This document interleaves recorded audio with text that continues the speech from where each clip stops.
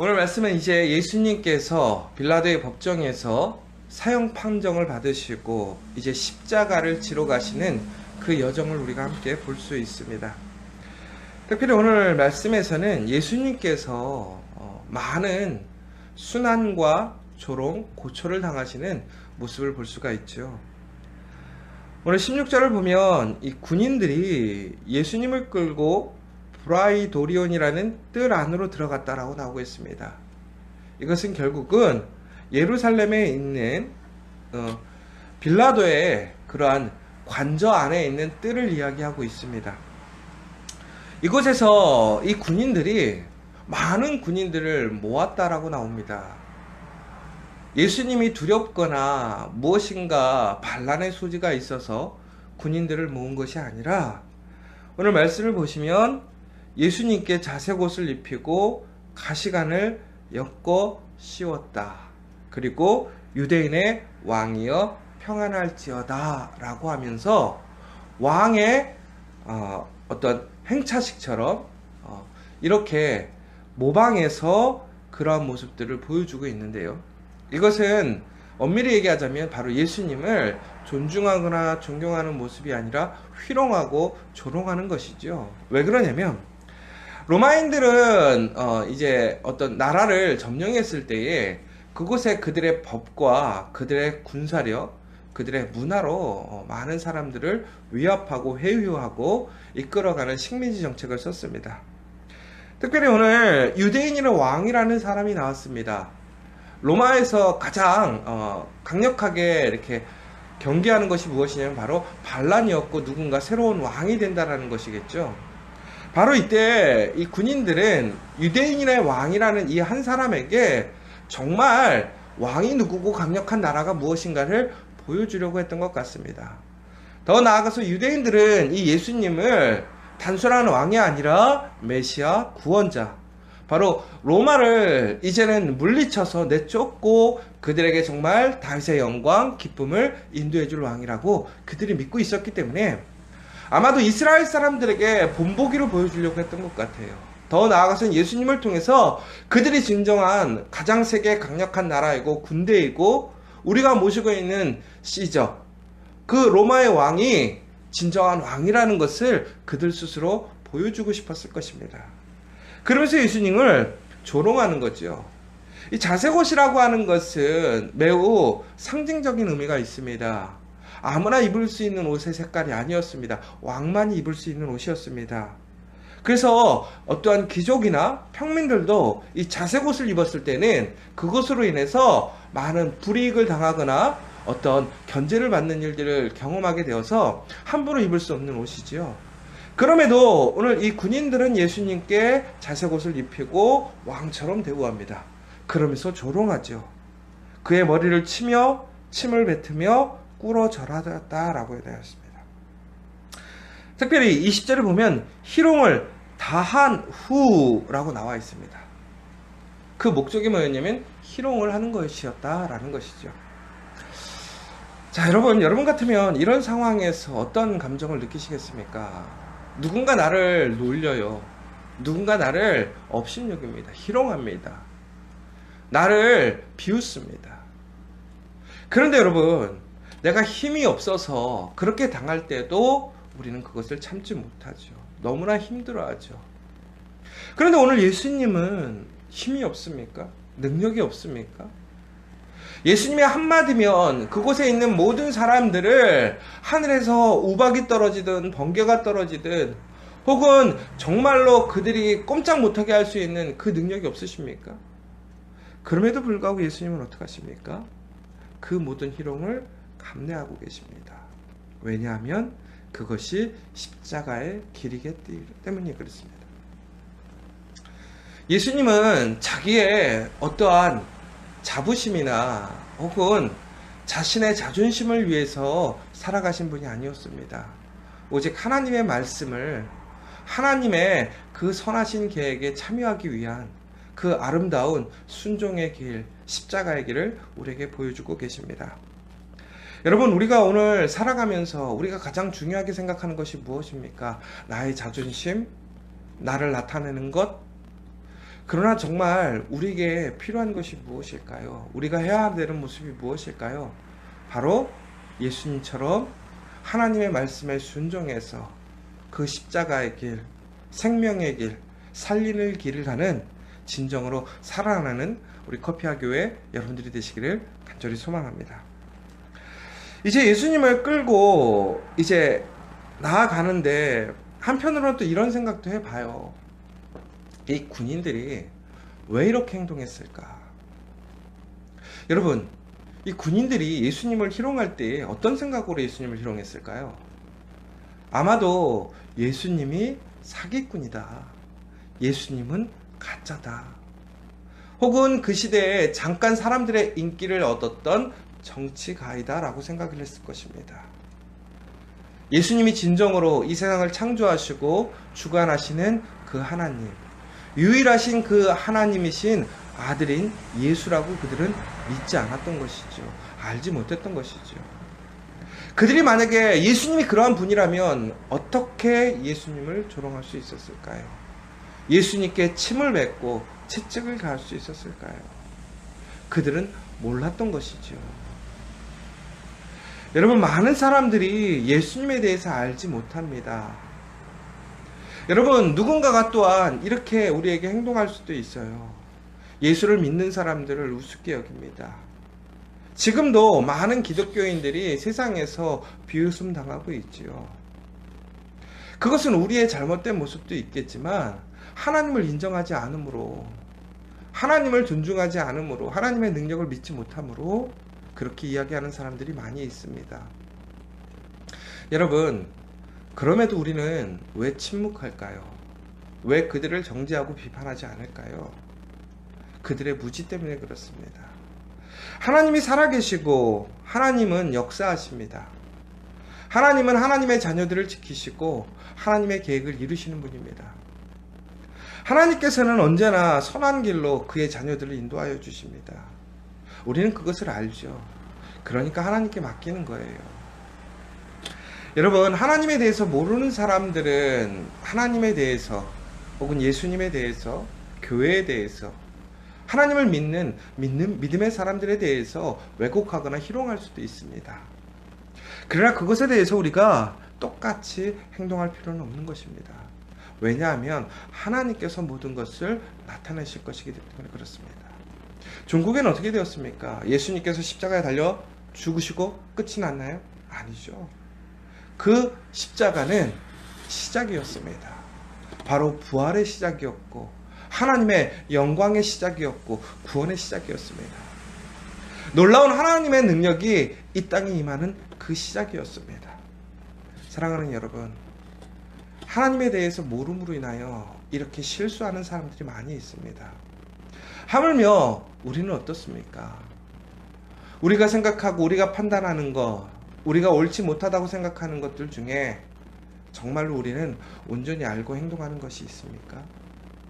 우리가 만약에 내가 행동하고 생각하고 판단하는 것 중에 이런 무리들과 같이 내 스스로 판단해서 생각하는 것은 없는지 다시 한번 좀 생각해보는 시간이 되었으면 좋겠습니다. 이제 예수님을 끌고 골고다라 하는 곳으로 나아갑니다. 이 로마인들은, 특별히 로마 군인들은 많은 사람들에게 그들의 어떤 식민지적인 정책을 보여주기 위해서 위압감을 보여주고 사람들에게 공포감을 심어줍니다. 왜 그러냐면 너희가 이렇게 로마에 대항하면 이런 고초를 당한다, 어려움을 당한다라는 것을 보여주기 위해 오히려 더 심하게 또 더 악랄하게 조롱하고 채찍질을 했다라고 얘기합니다. 그러면서 이제는 이제 조용한 골고다에 가서 십자가의 행을 집행하려고 합니다. 그런데 바로 그때에 우리가 잘 아는 이야기인 것이죠. 바로 구레네 사람 시몬에 대한 이야기가 나옵니다. 이 구레네 사람 시몬이 디아스포라인지 아니면 예루살렘에 거주하고 있는 사람인지에 대한 여러 가지 이야기들이 있는데, 일반적으로는 이 구레네 사람을 유월절을 지키기 위해 밖에 지방에 있던 사람이 예루살렘에 참여한 사람으로 보는 것이 전통적인 견해입니다. 이 구레네 사람은 오늘 예수님의 행렬, 그러니까 예수님의 그 십자가의 형 집행 가운데에 막다트리게 된 것이죠. 아마 이 구레네 사람 시몬이 그 예루살렘의 지형을 잘 알거나 그 사정을 잘 알았다면 아마도 그 길로 가지 않았을 거예요. 여러분 만약에 한번 생각해 보세요. 여러분이 지금 서울에 살고 계시는데 우리 서울 안에 어떤 도심 지역에 어떤 집회가 있거나 어떤 큰 혼란이 있다면 여러분들 그 거리를 지나쳐 가시겠습니까? 예를 들자면 서울역에 집회가 있거나 강화문에 집회가 있으면 여러분들 그곳을 지나가시겠어요? 안 지나가죠. 피해가죠. 돌아가죠. 그런데 이 구레네 사람 시몬은 아마도 그 지형에 대해서 그곳에서 어떠한 일이 일어나는지 잘 몰랐던 사람인 것 같아요. 그런데 이 사람은 오늘 예수님의 그 십자가형을 집행하는 그 길 가운데서 마주친 것이죠. 근데 바로 그때 예수님의 기력이 떨어진 거예요. 힘이 다하신 거예요. 너무나 학대받으시고 고초를 당하셔서 십자가를 지고 가실 수가 없는 것이죠. 바로 이때 로마인들은 형을 집행을 해야 되기 때문에 그들이 대신 십자가를 질 수 없기 때문에 바로 누군가 대신해서 이 십자가를 지고 골고다까지 가게끔 만든 사건이 바로 오늘 구레네 시몬의 사건이었습니다. 그런데 하필 재수 없죠. 운이 없었던 거죠. 이 구레네 시몬은 바로 예수님의 십자가를 지는 사람으로 지목을 당한 것입니다. 근데 이것은 거부할 수가 없었어요. 왜 그러냐? 로마 군인이 지명해서 불렀기 때문에. 그 유대를 지배하고 있는 로마가 그것도 군인이 그 시몬을 불러서 네가 지라고 했기 때문에 이 구레네 시몬은 선택의 요소가 없었던 거예요. 기분이 어땠을까요? 예수님에 대해서 알고 있던지 모르던지 간에 매우 기분이 상하고 힘들었을 것 같아요. 불편했을 것 같아요. 첫 번째로는 자기가 자원하지 않았어요. 두 번째는 자기가 계획한 일이 아니에요. 세 번째는 많은 사람들이 주위에 둘러싸여져서 욕을 합니다. 더 나아가서는 로마 군인들의 그러한 분위기 안에서 본인이 죄인과 같은 느낌을 경험할 수밖에 없는 것이죠. 바로 이 과정에 구레네 시몬은 결국은 골고다까지 끌고 갔다라는 것을 이야기하고 있습니다. 그런데 여기 보시면 21절에 왜 이 사건이 기록되었을까를 우리가 한번 좀 생각해 보시면 좋겠습니다. 왜 마가는 이 마가복음 15장 특별히 21절에 이 구레네 사람이라는 사람에 대해서 기록하였을 것인가? 특별히 이 기록되어 있는 이야기를 보시면 마침 알렉산더와 루포의 아버지인 구레네 사람 시몬이라고 나와 있습니다. 그런데 이게 다른 성경 본문에 보자면 이 구레네 사람 시몬에 대해서 얘기할 때 알렉산더와 루포의 아버지인 구레네 사람 시몬이라고 얘기하지 않고 그냥 구레네 사람 시몬이라고 일반적으로 얘기하는데 이 마가복음에서는 그의 아들들을 호칭하고 있습니다. 이게 무엇을 이야기하는 것일까요? 바로 이 마가복음의 첫 번째 수신자는 누구냐면 로마 교회의 사람들, 특별히 지도자들에게 쓴 것이 마가복음입니다. 이 마가복음에서 특별히 그 로마 교회 지도자들에게 편지 서한을 보낼 때에 그들이 잘 알고 있는 사람들, 그들의 삶에 대해서 이 예수의 사건이 함께 이루어졌던 이야기였음을 이야기하려고 할 때에 예를 든 것인데 바로 알렉산더와 루포라는 사람이 결국에는 그 로마 교회의 지도자 중에 특별히 이 루포가 그 한 사람이었다라는 것을 우리는 성경에서 볼 수가 있는 것이죠.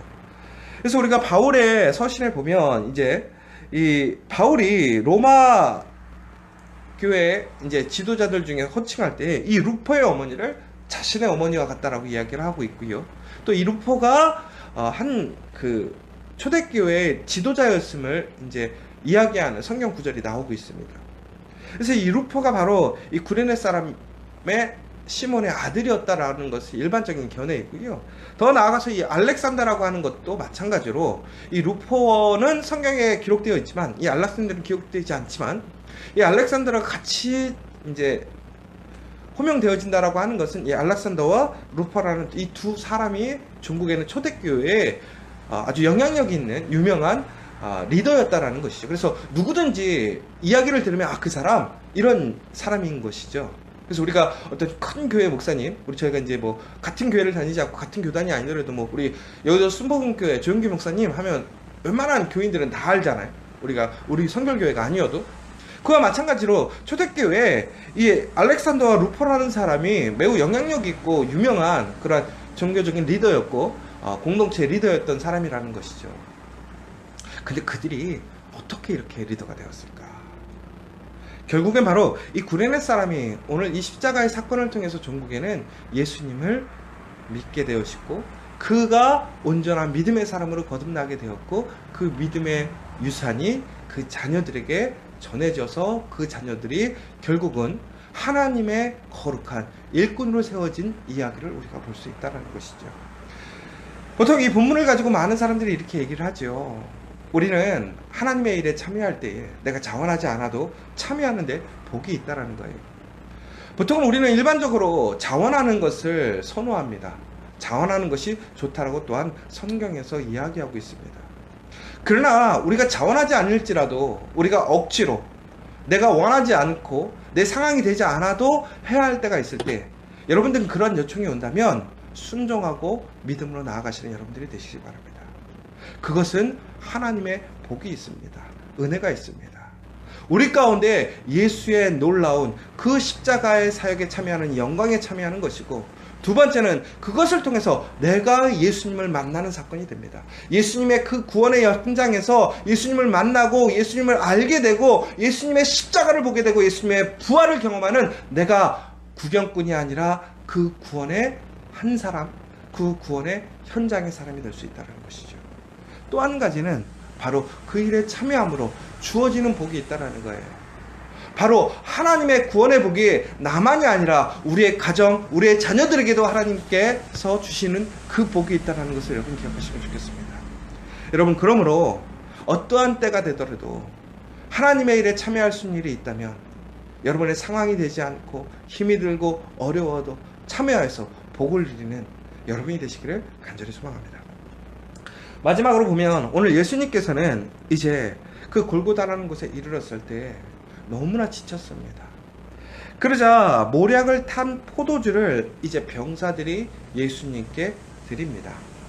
이 모략을 탄 포도주라는 것은 엄밀히 얘기하자면, 좀 우리로 얘기하자면 이제 에너지 드링크, 또 다른 거로 하자면 마취제와 같은 그런 역할을 할 수 있는 것이고요.